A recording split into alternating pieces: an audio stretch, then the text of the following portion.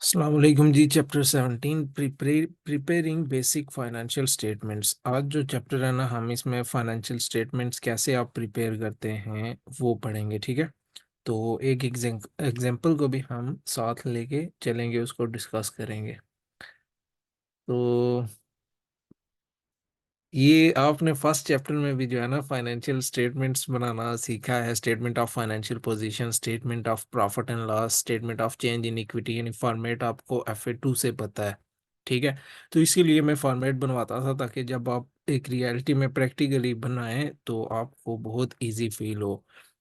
ठीक है, आपको सारा स्टेप पता है। डबल एंट्री से स्टेप स्टार्ट होता है। आप ट्रांजैक्शन की डबल एंट्री करते हैं, देन आप उसको लेजर में पुट करते हैं। लेजर से आप ट्रायल बैलेंस मेड करते हैं, ट्रायल बैलेंस से को आप एडजस्ट करते हैं। ठीक है, एक्सटेंडेड ट्रायल बैलेंस में देन आप वो बैलेंस फाइनेंशियल स्टेटमेंट्स में पुट करते हैं। ठीक है, ये सारा प्रोसेस होता है। तो ट्रायल बैलेंस फिर उसमें जो है ना ईयर एंड क्लोजिंग एडजस्टमेंट्स होती हैं, यानी एक्सटेंडेड ट्रायल बैलेंस जो आप बनाते हो, बॉस ट्रांजैक्शंस जो साल में एक दफ़ा होती हैं, जैसे इन्वेंट्री एडजस्टमेंट्स, उसके बाद डेप्रिसिएशन। ठीक है, और कोई एरर्स वगैरह हों जिनको आपने दोबारा एडजस्ट करना हो तो वो यहाँ पे एडजस्ट होते हैं। फिर जो है फाइनल फाइनल जो है अमाउंट्स स्टेटमेंट्स में जाती है, फाइनेंशियल स्टेटमेंट्स में हम पुट करते हैं। फाइनेंशियल स्टेटमेंट्स आपको पता है, statement of financial position, statement of profit and loss, statement of change in equity. ठीक है, और कैश फ्लो। ठीक है, डिस्क्लोज बाय नोट्स भी होता है, जहाँ पे आप important things, important transaction, major transactions के बारे में नोट्स देते हो कि हमने करंटली जो है न्यू एसेट्स इतने लिए हैं, ये इन्वेस्टमेंट यहाँ पे की है, हमारा प्लान ये है, लॉस हमें यहाँ से हुआ है, जो वन ऑफ लॉस होता है। ठीक है, फिर हमने इस चैप्टर में इवेंट्स आफ्टर रिपोर्टिंग पीरियड भी पढ़ना है, ये डिस्कस करना है। और रेवेन्यू फ्रॉम कॉन्ट्रैक्ट्स IFRS 15 के तहत ये भी हमने थोड़ा सा डिस्कस करना है। और आइटम्स रिक्वायरिंग सेपरेट डिस्क्लोजर। ठीक है, और डिस्क्लोजर किन किन आइटम्स का हमने मस्ट देना होता है। तो प्रोसेस ऑफ प्रिपेयरिंग आपको ये पता है, अभी ऊपर डिस्कस किया हमने। तो adjustments to the initial trial balance. ठीक है, ये जो एडजस्टमेंट्स मस्ट जो होती हैं जर्नल में, closing inventory, depreciation, accruals and prepayment, सब कुछ आपने पीछे पड़ा हुआ है। ठीक है, irrecoverable debts and allowances for receivables, income tax. ठीक है, provisions and contingent liabilities, events after reporting period. ठीक है, ये एडजस्टमेंट्स मस्ट होती हैं ट्रायल बैलेंस में, क्योंकि ये वन ऑफ ट्रांजैक्शंस हैं, ईयर में बार बार रिपीट नहीं होती। अंडरस्टूड? तो हमें ईयर एंड पे ये एडजस्टमेंट्स करना पड़ती हैं। इन सब की डबल एंट्री आपने की हुई है। ठीक है, तो कोई इशू नहीं होना चाहिए। सब चैप्टर्स आपने डिटेल से पढ़े हुए हैं। ठीक है, सब की डबल एंट्री आपको पहले से पता है। तो देखें तो IAS 1 ये बताता है प्रेजेंटेशन ऑफ फाइनेंशियल स्टेटमेंट्स के बारे में, कि स्टेटमेंट्स प्रेजेंट आपने कैसे करनी है। स्टेटमेंट ऑफ फाइनेंशियल पोजीशन में पहला आपने एलिमेंट कौन सा डालना है, एसेट्स है तो एसेट्स में नॉन करंट एसेट्स, फिर नॉन करंट एसेट्स की हेडिंग में क्या क्या होना चाहिए, property plant and equipment, goodwill, चलो वो आपने नहीं पढ़ा, tangible assets, non tangible assets, फिर जो है करंट एसेट्स, फिर जो है ये जो है ना स्टेटमेंट फॉर्मेट के मुताबिक वो हमें प्रेजेंटेशन ऑफ फाइनेंशियल स्टेटमेंट से पता लगता है कि क्या क्या चीज़ आपने कैसे प्रेजेंट करनी है। स्टेटमेंट ऑफ फाइनेंशियल पोजीशन सबको फॉर्मेट एग्जैक्टली पता है। ठीक है, non current assets, investment, intangibles, current assets, total assets आपसे मैं बनवाता रहा हूँ। F3 में भी बनवाया, FA2 में भी आपको कहा था। ठीक है, तो ये देखें फॉर्मेट, ये दोबारा आपने फॉर्मेट मस्ट बनाने हैं, जुबानी ही, बल्कि जुबानी तो आपने अब सॉल्व भी करने हैं। ये आपको पता है, मैंने डिस्कस नहीं करना है इतना। करंट एसेट्स, करंट लायबिलिटीज तीनों बुक्स में आप बार बार पढ़ चुके हैं। तो स्टेटमेंट ऑफ प्रॉफिट और लॉस ये भी आपने बनाई हुई है। ठीक है, तो नेक्स्ट जो है स्टेटमेंट ऑफ प्रॉफिट और loss and other comprehensive income where revaluation surplus जो है एडिशन हो जाता है, just it after profit other comprehensive income revaluation surplus का इजाफा हो जाता है। Items will not be declassified to profit and gain और लॉस ऑन द प्रॉपर्टी यानी रिवैल्यूएशन पे, ठीक है, गेन ही अक्सर यहाँ पे आपको शो होगा। तो फिर जो है statement of change in equity वो भी आपने बनाई हुई है, आइटम्स रिक्वायरिंग सेपरेट डिस्क्लोजर, ठीक है, किसको डिस्क्लोज, रीस्ट्रक्चरिंग और रीऑर्गेनाइजेशन, ठीक है, ये भी वन ऑफ ट्रांजैक्शंस होती हैं, इसलिए हमें उनका डिस्क्लोजर देंगे तो ज्यादा क्लियर होगा, ठीक है। हम रीऑर्गेनाइजिंग कर रहे हैं कंपनी को, रीस्ट्रक्चरिंग, उस पे जो कास्ट आएगी उसको हम डिस्क्लोज भी करते हैं नोट से, भाई साहब ये कास्ट जो है स्टेटमेंट ऑफ प्रॉफिट और लॉस में है, इसके रिगार्डिंग प्रोविजन की, और ये जो है इस इवेंट के उसकी नेचर को आपने बताना है कि किस नेचर का ये इवेंट है, और उसकी अमाउंट का एस्टिमेट के इस पे इतना एक्सपेंस है, ठीक है। फिर प्रॉफिट और loss on disposal of property plant and equipment, ठीक है, प्रॉफिट हुआ या लॉस हुआ, मिसाल के तौर पर आपने एक प्रॉपर्टी सेल की, ठीक है, आपका बिजनेस जो है मैन्युफैक्चरिंग का है, आप वुड या फर्नीचर मैन्युफैक्चर करते हैं, लेकिन आपने एक प्रॉपर्टी सेल कर दी, आपकी 10-15 ब्रांचेस थी, एक ब्रांच की प्रॉपर्टी आपने सेल कर दी, तो वहां से जो प्रॉफिट आया आपको 1 मिलियन पाउंड का आया, समझ लें।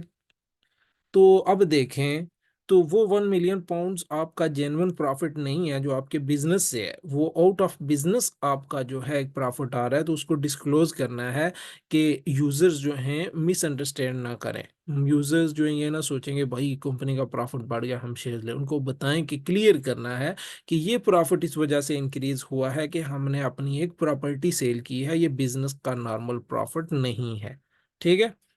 तो impairments of inventory property plant and equipment, impairment होता है कि इन्वेंट्री की वैल्यू में कमी, ठीक है, कि शायद इन्वेंट्री हमारी ओल्ड फैशन्ड हो गई, ऑब्सोलीट हो गई, ठीक है, या लॉस हो गया इन्वेंट्री का, प्रॉपर्टी प्लांट एंड इक्विपमेंट का लॉस हो गया अर्थक्वेक की वजह से कुछ ना कुछ, तो उसको डिस्क्लोज करना है मस्ट आपने, अंडरस्टूड, ठीक है। तो ये स्टेटमेंट्स, तो statement of changes in equity, आपको पता है इसमें क्या क्या होता है, इक्विटी के सारे आइटम्स होते हैं, शेयर कैपिटल, शेयर प्रीमियम, ठीक है, रिवैल्यूएशन सरप्लस, रिटेन्ड अर्निंग, ठीक हो गया।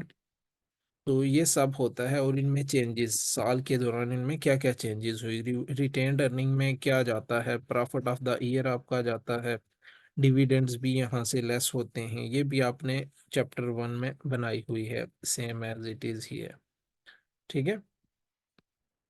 तो डिस्क्लोजर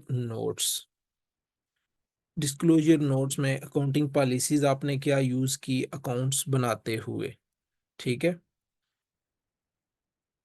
तो फिर जो है यानी फीफो मेथड यूज किया इन्वेंट्री काउंटिंग के लिए या एवरेज कॉस्ट मेथड, फिर जो है to explain the movement between the opening and closing balances of the major major statement of financial position items, major कौन से हैं यानी नॉन करंट एसेट, साल के स्टार्ट में आपका नॉन करंट एसेट का बैलेंस क्या था और साल के आखिर पे आपके नॉन करंट एसेट का बैलेंस क्या है, ठीक है।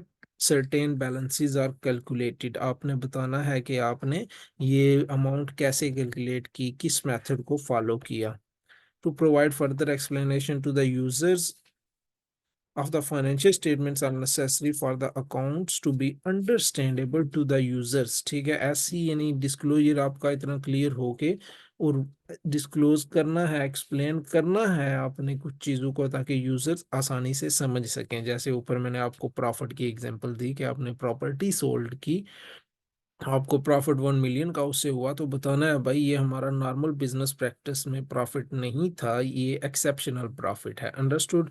फिर आपने मस्ट जो है non current tangible intangible assets के बारे में डिस्क्लोजर देना है, प्रोविजंस के बारे में, इवेंट्स आफ्टर रिपोर्टिंग पीरियड के बारे में, एंड इन्वेंटरी के बारे में कि इन्वेंटरी आपकी ऑब्सोलीट तो नहीं हुई यानी इम्पेयर तो नहीं हुई, ठीक है, ये सब कुछ।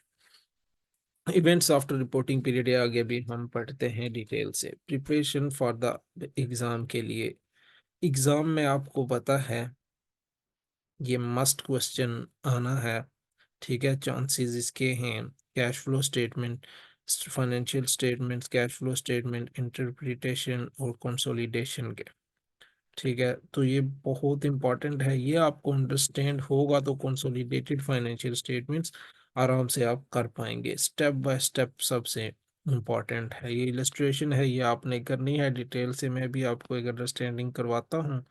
ठीक है, हम ये सेकंड वाली अंडरस्टैंडिंग करते हैं, इससे नेक्स्ट वाली। ठीक है, इलस्ट्रेशन भी आपने मस्ट करनी है पूरी की पूरी। ये अंडरस्टैंडिंग वन, फर्स्ट टास्क आप अपने सुन लें। आपने क्या करना है, first of all chapter start करने से पहले ही आपने एक बार जो है तीनों statement of financial position, statement of profit and loss, statement of change in equity अपनी नोटबुक पे तीनों के तीनों का फॉर्मेट जो है विदड्रॉ करना है। ठीक है, तीनों का फॉर्मेट आपने ड्रा करना है। अंडरस्टूड?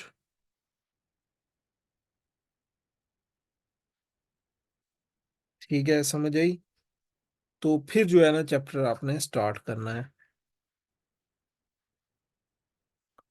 तो अब देखें तो यहाँ पे है अंडरस्टैंडिंग वन में आपने statement of profit and loss and other comprehensive income बनानी है, स्टेटमेंट ऑफ फाइनेंशियल पोजीशन और statement of changes in equity.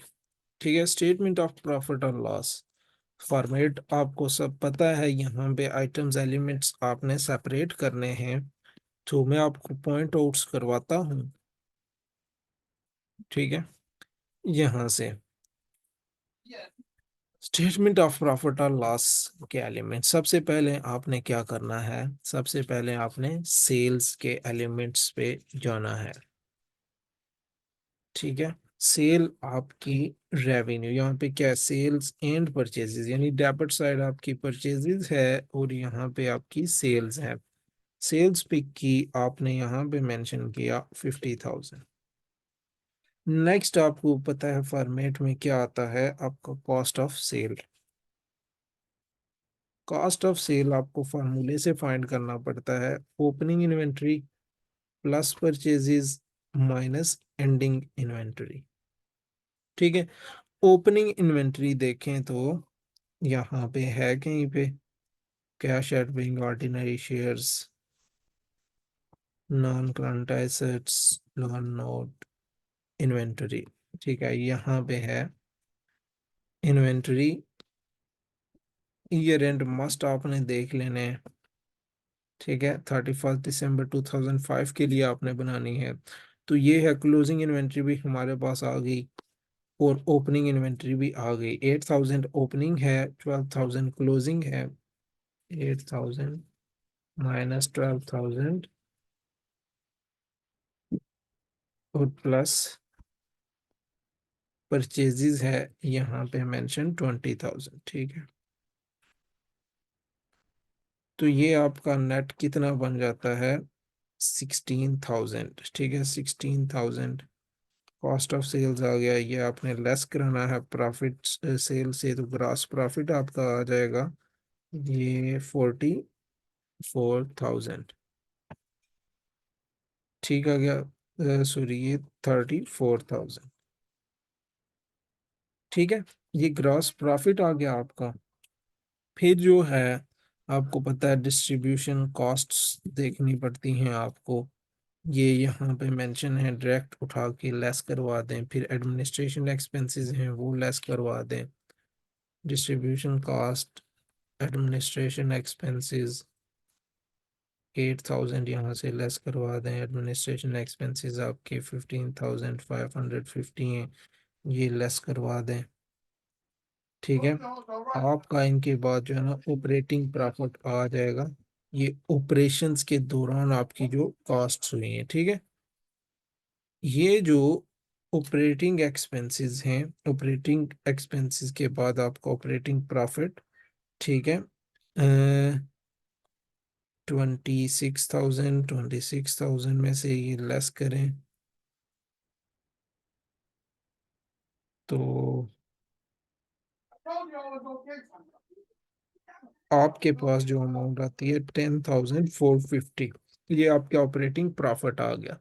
ठीक है, ऑपरेटिंग प्रॉफिट के बाद आपने जो चीज़ें माइनस करना होती हैं, वो अगर आपका वन ऑफ ट्रांजैक्शन वगैरह है तो फाइनेंस इंटरेस्ट वगैरह है वो आप लेस करवा सकते हैं।